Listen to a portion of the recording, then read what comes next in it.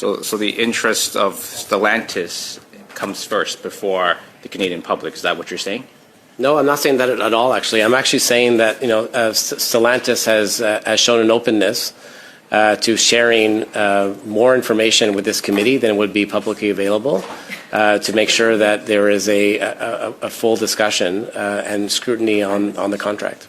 Well, we talked about parliamentary privilege earlier in this meeting. We know that these compelling disclosure of this document is exempt from an unredacted state is exempt from the confidentiality provision in the agreement. So clearly, these redactions are done voluntarily between department officials. Is that right?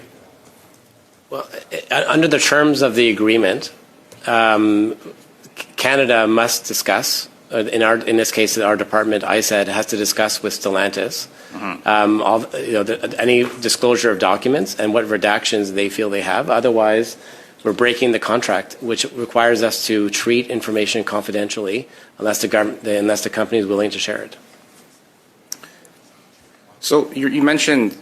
So what is so commercially sensitive about these documents? I mean, the clauses. We're not talking about spreadsheets with names of employees and all that. We're just talking about clauses in the overarching agreement.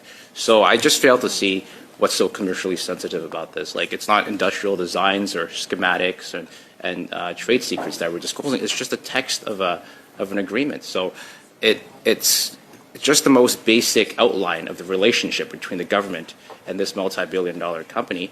And don't you think that taxpayers should have some closure in seeing what's in this document? Yeah.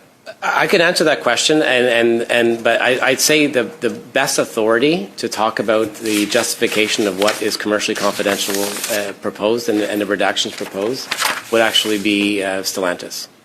That's who we consulted under the terms of the agreement that we signed, is for them to identify for us what they felt was commercially confidential. So I think that would be the best to ask Stellantis that question.